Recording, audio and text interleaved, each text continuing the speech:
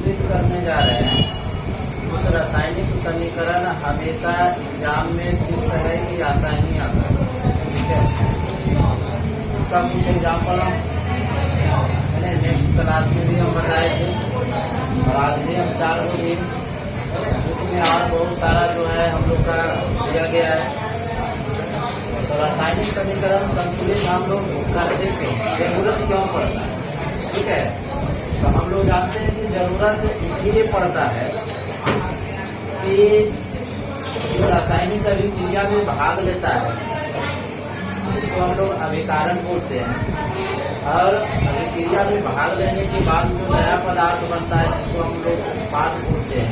ठीक है, तो पहले मान के चलो कि हम बताए थे कि कोई भी रासायनिक अभिक्रिया हम कराएंगे तो पहले जो भी 2 या 2 से अधिक पदार्थ हम मिला रहे हैं, मिलने के बाद जब नया पदार्थ का निर्माण होता है तो दोनों तरफ का जो वजन होता है, अभिक्रिया कराने के पहले का जो द्रव्यमान होता है और अभिक्रिया करने के बाद का जो द्रव्यमान होता है, दोनों आपस में बराबर होता है। ठीक है, आगे हम पढ़ेंगे इसका द्रव्यमान संरक्षण का नियम। ठीक है, लेकिन अभी जानना है कि हम लोग बराबर करना इसलिए जरूरी हो जाता है कि अगर हम बताए थे कि अपने भाषा में कि दूध और दही मात्रा ली, अगर 10 kg हम दूध की मात्रा लेते हैं और 2 kg दूध है ना, 10 kg दूध की मात्रा लेते हैं, 2 kg दही की मात्रा लेते हैं, उसको जमाने के लिए अगर ये जम जाता है तो जमने के बाद ये कितना हो जाएगा?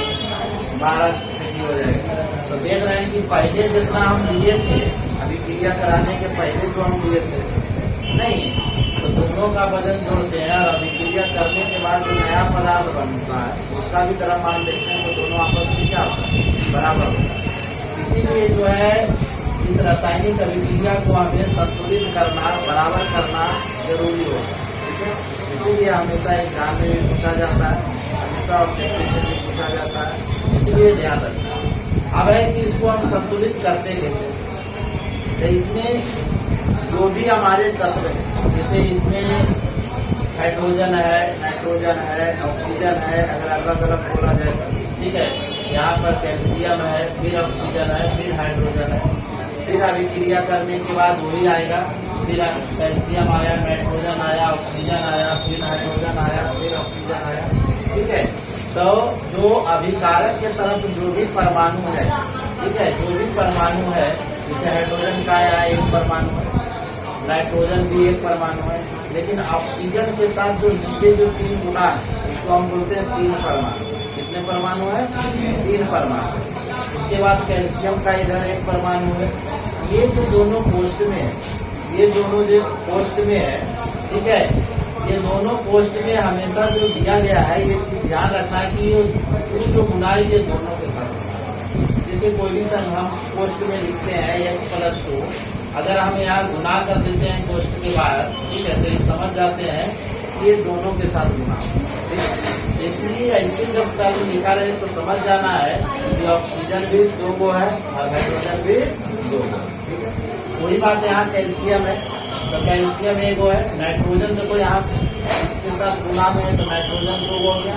लेकिन ये जो यहाँ भी 3 लिखा हुआ है, यहाँ भी 2 लिखा हुआ है, ये कितना पड़ेगा? ये गुना कर देंगे, 3 कितना हो जाएगा? 6 कितना हो जाएगा?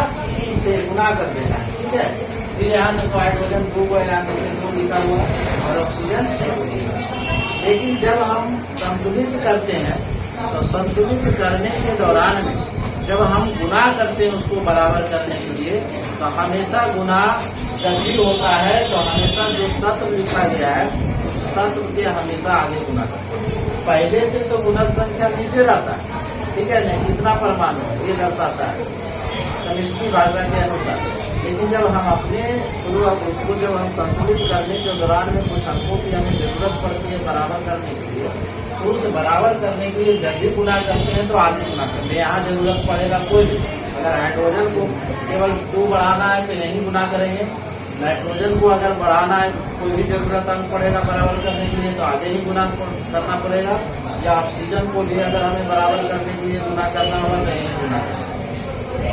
इसमें 3 अलग अलग परमाणु, 3 अलग अलग तत्व है, तो तीनों तत्व अलग अलग है। तो ऐसा नहीं कि हमें नाइट्रोजन की जरूरत पड़ा कि 2 को नाइट्रोजन बढ़ाना है तो नाइट्रोजन के आगे गुना करना, ऐसा नहीं।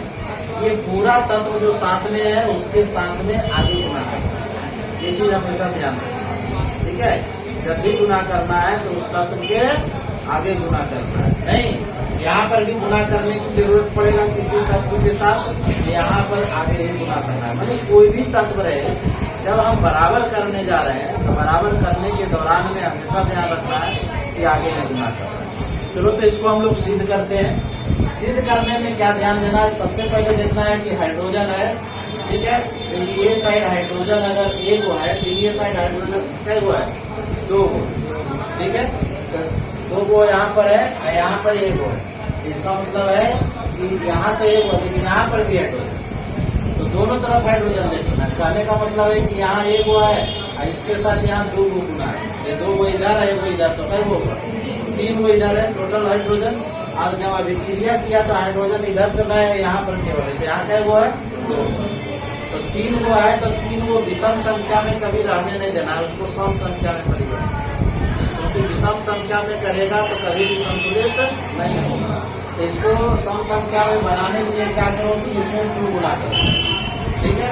तो 2 गो हाइड्रोजन यहाँ हो गया, 2 गो हाइड्रोजन यहाँ हो गया, कई हो गया, 4 गो हाइड्रोजन हो गया।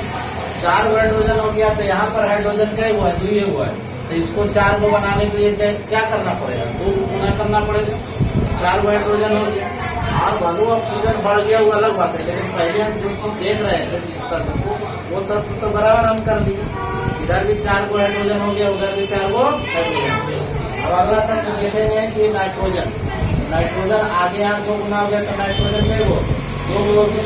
इसमें तो नाइट्रोजन है, तो 2 गो नाइट्रोजन होता है, तो इसमें नाइट्रोजन देखेंगे कई गो, इसमें भी नीचे देखो 2 गुना, इसका मतलब नाइट्रोजन 2 गो है, तो ये तो ठीक है। अगला देखेंगे ऑक्सीजन 3 गो यहाँ पर है ना, 3 गो कई गो हो गया ऑक्सीजन, 6 गो हो गया, ठीक है। 6 गो हो गया, 2 गो यहाँ पर गुना है इसमें, 6 और 2 कई गो हो गया, 8 हो गया ऑक्सीजन हमारे, कई हो गया, 8 हो। अब यहाँ पर ऑक्सीजन देखना है, 3 में कई गो हो गया, 6 गो हो गया। अब 6 गो और 2 गो यहाँ पड़ गया, 6 और 2 कई हो गया, 8 हो गया, मैंने सही है यहाँ तक। और कुछ था, कैल्शियम था, कैल्शियम है ना, तो कैल्शियम यहाँ 1 गो है, यहाँ कैल्शियम कई गो है, 1 गो है। तो सब कुछ लगता है बराबर हो गया है, नहीं सब कुछ बराबर हो गया है, तो इसलिए ये जो है क्या हो गया, संतुलित हो गया। नहीं, ये क्या हो गया, संतुलित हो गया। चलो तो आगे हम लोग फिर अगला देखते हैं। इसमें देखना है कि सोडियम कै गो है हमारा, देखो सोडियम कै गो है, 1 गो, इधर सोडियम कै गो है, 2 गो। इसका मतलब 2 गो इधर सोडियम है तो इधर भी 2 गो बढ़ाना पड़ेगा, 2 गो बढ़ाना पड़ेगा, तो 2 गो सोडियम हो गया। उसके बाद देखना है क्या है, ऑक्सीजन। ऑक्सीजन यहाँ 2 गो हो गया और एक ऑक्सीजन यहाँ 4 गो हो गया, तो 4 और 2 कई गो हो गया, 6 हो गया। इसके साथ 4 गुना है ना नीचे, ये केवल O के साथ है, तो 4 गो ऑक्सीजन अब 2 में बढ़ गया, तो 4 और 2 कई गो हो गया, 6 गो। अब इधर देखना है ऑक्सीजन कई गो है, तो इधर ऑक्सीजन 4 गो यहाँ पर है, लेकिन यहाँ पर कई गो है, 1 ही गो है, तो हमको यहाँ कई गो ऑक्सीजन चाहिए, 2 गो। इसका साथ हम 2 गो गुना कर देते हैं, तो 4 और 2 कई गो हो गया, 6 गो हो गया, ठीक है। हाइड्रोजन बढ़ गया अलग बात है, देख लेंगे बाद में। तो हाइड्रोजन यहाँ देखो 2 गो हो गया, और 2 नहीं हाइड्रोजन देखो यहाँ पर आगे 2 गुना हुआ तो 2 हाइड्रोजन, अब फिर 2 गो हाइड्रोजन, 2 और 2 कई हो गया, 4 गो। हाइड्रोजन 2 नहीं 4 गो। अब देखो सल्फर एस 1 गो है, तो यहाँ भी एस कई गो है, 1 गो, मैंने बराबर ये भी हो गया, नहीं ये भी बराबर हो गया। अगला देखेंगे सोडियम यहाँ कई गो है, 1 गो। सोडियम यहाँ देखो कई गो है, 1 गो, दोनों बराबर है। फिर यहाँ कैल्शियम, क्लोरीन है, क्लोरीन कई गो है, क्लोरीन यहाँ पर हम लोग का 1 गो है, तो यहाँ भी क्लोरीन कई गो है, 1 गो है, ठीक है। यहाँ देख रहे हैं Ag है ना, Ag मतलब क्या होता है, सिल्वर, चांदी, ठीक है, चांदी का संकेत है। तो Ag यहाँ 1 गो है, यहाँ पर Ag कई गो है, ये भी ठीक है। और नाइट्रोजन यहाँ 1 गो है, नाइट्रोजन यहाँ 1 गो है, वो 3 और वो 3, ये क्या है, ऑलरेडी पहले से बराबर है, संतुलित है, नहीं। फिर देखते हैं बेरियम। बेरियम यहाँ 1 गो है, बेरियम यहाँ भी 1 गो है, ठीक है। यहाँ उसके बाद क्लोरीन 2 गो है, इधर क्लोरीन 1 गो, नहीं इधर क्लोरीन क्या गो है, 1 गो है। तो इसको क्लोरीन को 2 गो करने के लिए क्या करना पड़ेगा, आगे हमें 2 गुना करना पड़ेगा। तो 2 क्लोरीन हो गया, 2 क्लोरीन हो गया। हाइड्रोजन यहाँ का वो है 2 को, यहाँ देखो 2 आगे गुना हो गया तो हाइड्रोजन भी 2 बढ़ गया, हो गया बराबर 1। अब देखते हैं इससे 4, ये से वो है और 4 यहाँ ऑक्सीजन 4 को, ऑक्सीजन 4 को, ये भी क्या हो गया संतुलित। समझ में आया सबको, है ना। हम लोग क्या किए, जब भी संतुलित करना है और हम बनाने के लिए भी देंगे, बुक में भी बार बार मिलेगा, ठीक है। तो संतुलित करने के लिए ध्यान क्या देना है कि जो हमारे लिए अभिकारक है, ठीक है, क्या है अभिकारक, नहीं ये अभिकारक, इधर क्या हो गया उत्पाद, इधर क्या हो गया उत्पाद। दोनों तरफ जो तत्व है उस तत्व के परमाणु संख्या को हम लोग क्या करते हैं, बराबर करते हैं। क्या करते हैं, बराबर करते हैं। अब बराबर कैसे करते हैं, बराबर में देखना है कि जब भी इधर जितने तत्व अलग अलग तत्व है उस तत्व को, और इधर भी जो तत्व है उसकी परमाणु संख्या को हमें बराबर करना है। कितने परमाणु संख्या है, तो इसके है कि हमारे हाइड्रोजन जैसे एक होता नहीं, यहाँ मिटा देते हैं, अभी ठीक से समझ लो। हाइड्रोजन देख रहे हैं एक वो है, हाइड्रोजन यहाँ 2 गो है, यहाँ भी हाइड्रोजन था तो 2 गो हाइड्रोजन, यहाँ पर तो 3 गो हाइड्रोजन था, लेकिन यहाँ हाइड्रोजन हम देख रहे थे 2 गो, ठीक है। तो सबसे पहले जो हाइड्रोजन 3 गो आ रहा है उसको जोड़ा बनाना है, चाहे 2 गो करो, चाहे 4 गो करो, चाहे 6 गो करो, चाहे 8 गो करो, मैंने सम संख्या के रूप में होना चाहिए, नहीं विषम संख्या के रूप में नहीं होना चाहिए। तो सम संख्या के रूप में होना चाहिए, इसका मतलब है कि यहाँ इधर तो 2 गो है, लेकिन यहाँ 2 और 1 3 गो होगा, तो उसको जोड़ा बनाना है, 4 गो करना होगा या 6 गो करना होगा, है ना। तो 4 हो ये रहा है जोड़ा, तो इसको पहले हम 4 गो बनाएंगे, तो 2 गो गुना कर देंगे, तो 2 गो इधर हो गया, 2 गो इधर, 4 गो, 2 गो इधर है तो इसको भी 4 गो बना लेते हैं, तो 2 गुना कर देंगे, तो 2 कितना हो गया 4 गो हाइड्रोजन हो गया। अब अगला तत्व को देखेंगे, अगला तत्व है नाइट्रोजन। नाइट्रोजन इधर 1 गो है, इधर भी नाइट्रोजन का 1 गो है ना। नाइट्रोजन देखो आगे 2 गुना हो गया तो नाइट्रोजन 2 गो बन गया। अब इसके साथ हम बताए थे कि नीचे पोस्ट में जब गुना रहेगा तो ये दोनों जितना भी उसके अंदर तत्व लिखा हुआ है उस सब के साथ गुना रहता है, तो इसके साथ 2 नीचे गुना है, ये 2 गो कितना हो गया 2 गो। तो नाइट्रोजन 2 इधर भी है, नाइट्रोजन 2 इधर है, बराबर है। अब देख रहे हैं कि ऑक्सीजन यहाँ नीचे 3 जो गुना है ऑक्सीजन के केवल साथ है, तो ऑक्सीजन 3 गो इधर हो गया और 2 गो यहाँ गुना है, तो 3 और 2 कितना हो गया 5, 3 तो था नहीं गुना होगा, फिर जो 2 गुना हो गया तो 3 दूनी कै हो गया 6 गो हो गया ऑक्सीजन, और 2 गो ऑक्सीजन यहाँ हो गया तो कै हो गया 8 गो, नहीं तो 8 गो गया, तो 3 दूनी 6 गो ऑक्सीजन और 2 गो फिर यहाँ गुना हो गया, तो 6 और 2 8 गो हो गया। नहीं कैल्शियम 1 गो था, कैल्शियम 1 गो हो गया, ऑक्सीजन और हाइड्रोजन हो ही गया था, ये क्या हो गया संतुलित हो गया। तो गुना करना है, उसके आगे गुना करना है हमेशा, जिस तत्व में जरूरत पड़े हमेशा आगे, और जब आगे गुना होगा तो जितने भी तत्व होंगे उसके आगे सभी तत्व की परमाणु संख्या बढ़ जाती है। तो हमें अभिकारक और उत्पाद दोनों तरफ अगर हम बराबर कर देते हैं तो हमारा वही संतुलित समीकरण बन जाता है, ठीक है, रासायनिक समीकरण का संतुलित कहता है कि द्रव्यमान को ना ही निर्माण किया जा सकता है और द्रव्यमान को ना ही खत्म किया जा सकता, केवल इसको हम लोग एक रूप से दूसरे रूप में क्या किए परिवर्तित करते हैं, एक रूप से दूसरे रूप में क्या किए परिवर्तित किए। नहीं तो द्रव्यमान संरक्षण का नियम यही कहता है कि द्रव्यमान को एक रूप से दूसरे रूप में केवल क्या किया जाता है परिवर्तित किया जाता है, ठीक है। तो लिखेंगे हम लोग, देखो द्रव्यमान संरक्षण का नियम क्या दे करके लिखो। रासायनिक अभिक्रिया में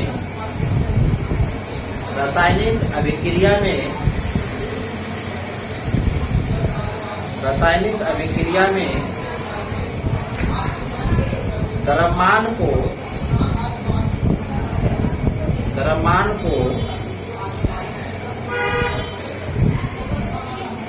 को ना ही निर्माण किया जाता है, द्रव्यमान को ना ही निर्माण किया जाता है, ना ही निर्माण किया जाता है और ना ही खत्म किया जाता है, और ना ही खत्म किया जाता है। खत्म किया जाता है। यह केवल एक रूप से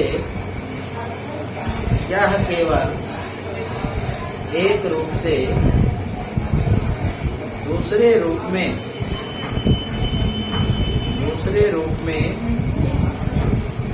यह केवल एक रूप से दूसरे रूप में परिवर्तित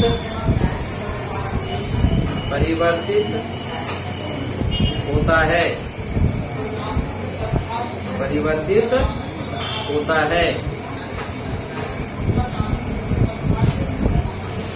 एक रूप से दूसरे रूप में परिवर्तित होता है।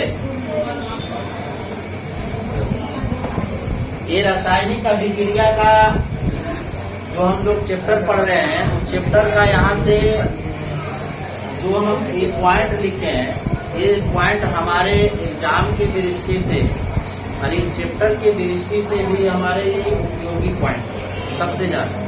आपको अगर ऑब्जेक्टिव भी आता है तो यहाँ से जितने हम पॉइंट लिखे सभी से ऑब्जेक्टिव आते हैं।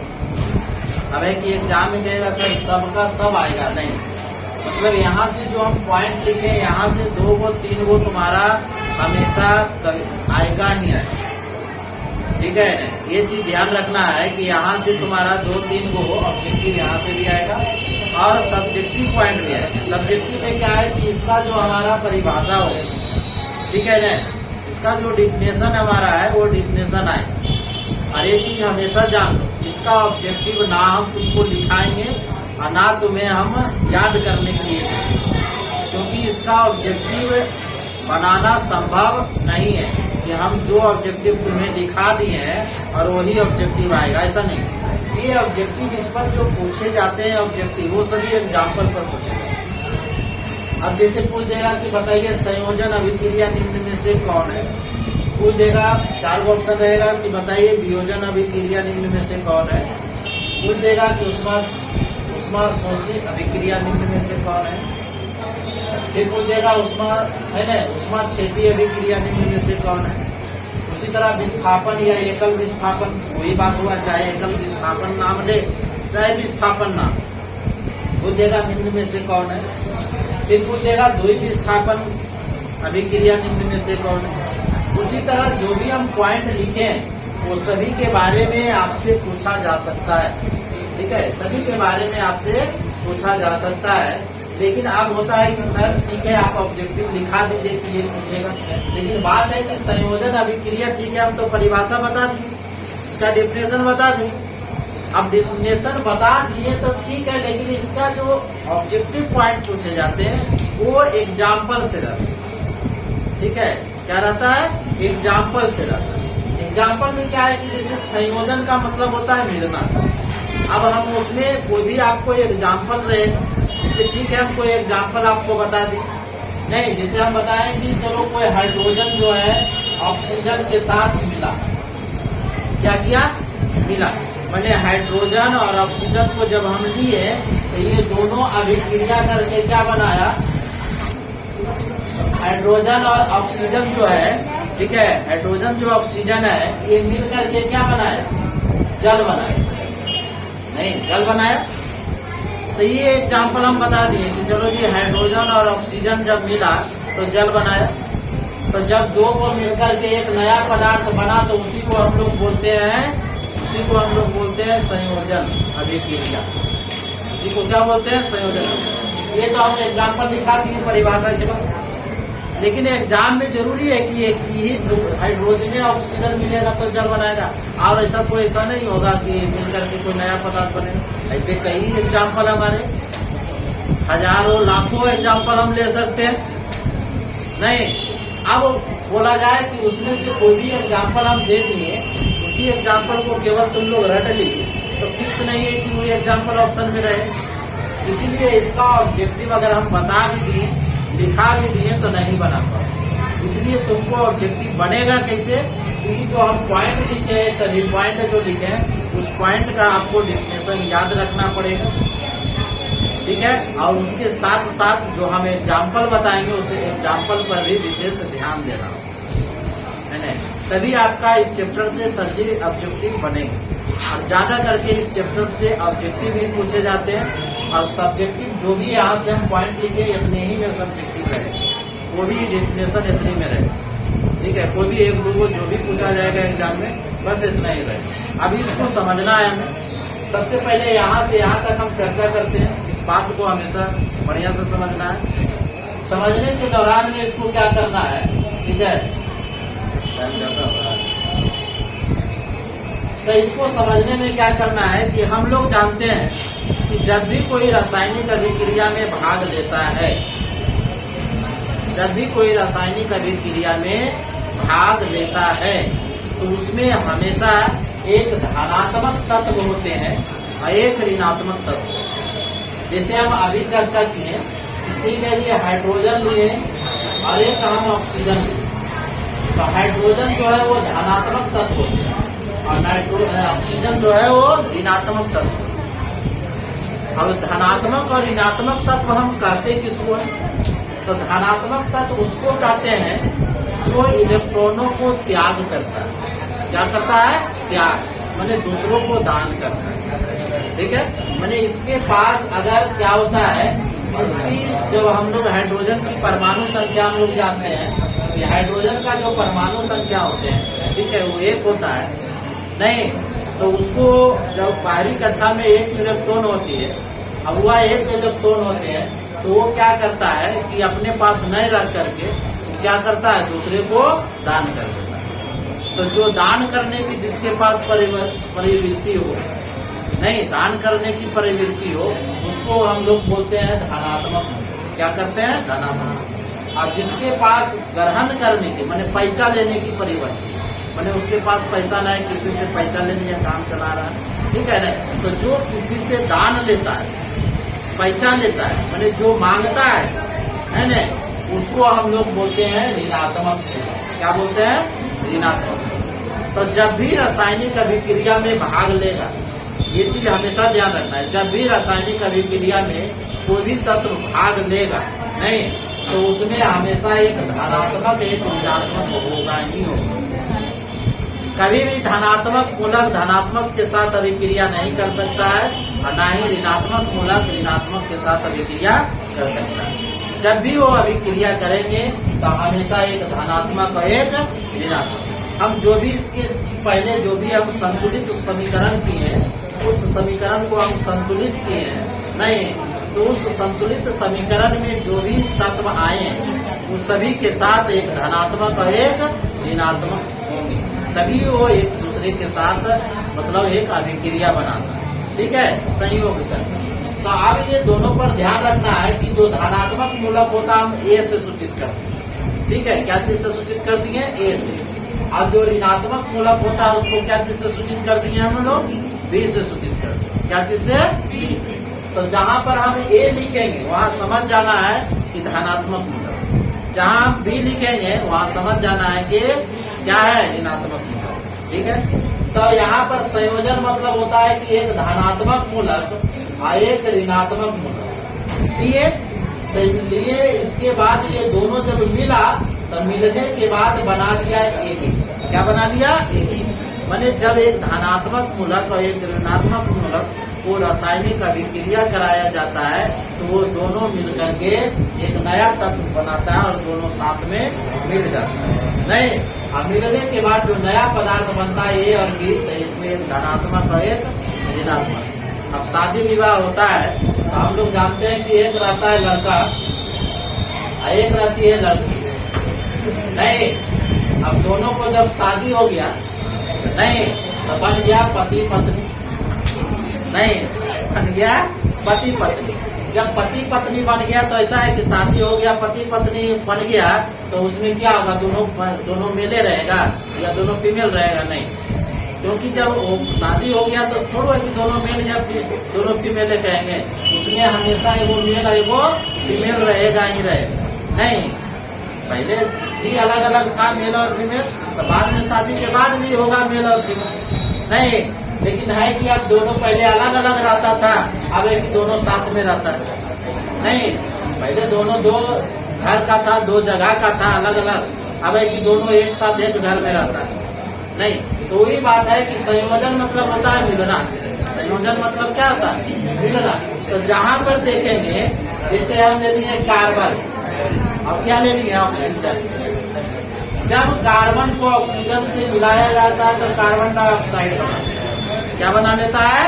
Carbon dioxide. जब दो तत्व आपस में मिल करके एक तत्व का निर्माण कर दे, एक तत्व का निर्माण कर दे, तो वैसे अभिक्रिया को हम लोग कौन सा अभिक्रिया कहेंगे?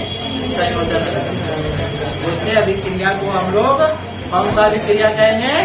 संयोजन अभिक्रिया कहेंगे। नहीं, वैसे तत्व को जैसे हम लोग ले लिए कि चलो कार्बन ले लिए, है ना?